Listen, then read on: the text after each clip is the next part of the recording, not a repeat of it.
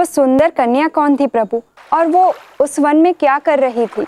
वो एक दैत्य राजा की पुत्री थी। उसका नाम मोहिनी था। समस्त वन उसके पिता के अधीन आता था, किंतु उसका भान मम को नहीं था और वो उस कन्या से प्रेम कर बैठा। देखते देखते मोहिनी भी मम के आकर्षक रूप से सम्मोहित हो गई और इस आकर्षण ने प्रेम का रूप ले लिया। मोहिनी और मम दोनों ही वन में अक्सर मिलने लगे और एक दिन यह सूचना दैत्य राजा के कानों तक पहुंच गई।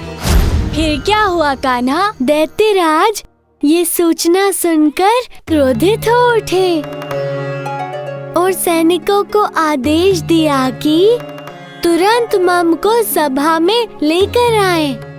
मैं इस वन का राजा असुर राज्य हूँ मैं।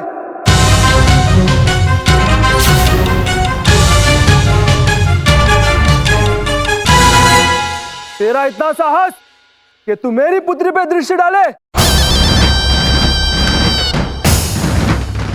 और तुम मोहिनी, मुझे तुमसे ये आशा नहीं थी।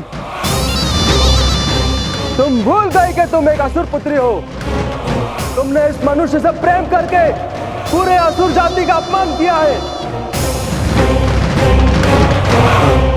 महाराज की जय हो। समय पे उपस्थित ना हो पाने के लिए क्षमा चाहता हूं महाराज। आओ सम्रा, तुम्हारा स्वागत है।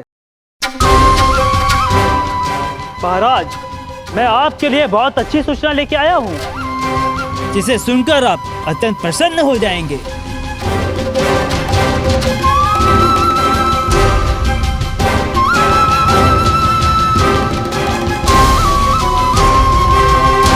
सत्य कह रहे हो सम्रा?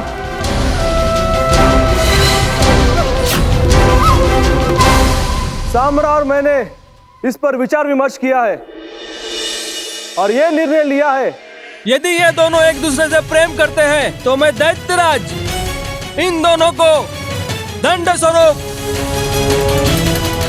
विवाह करने की अनुमति देता हूं।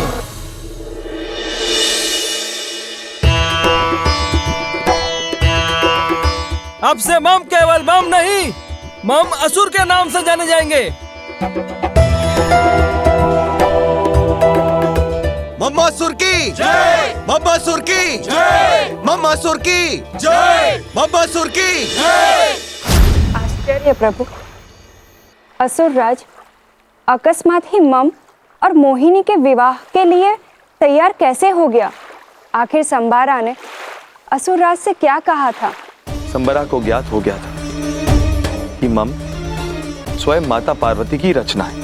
उसने महाराज को बताया कि यदि हमने उसे अपने पक्ष में कर लिया तो हम उसका प्रयोग भविष्य में देवताओं के विरुद्ध कर सकते हैं।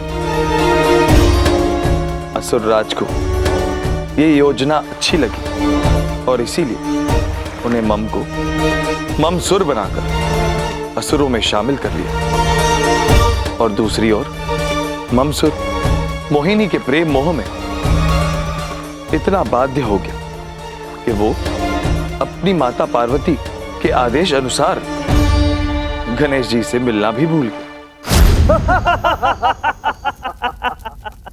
बहुत अच्छे सम्रा, क्या योजना बनाई है देवताओं से प्रतिशोध लेने की।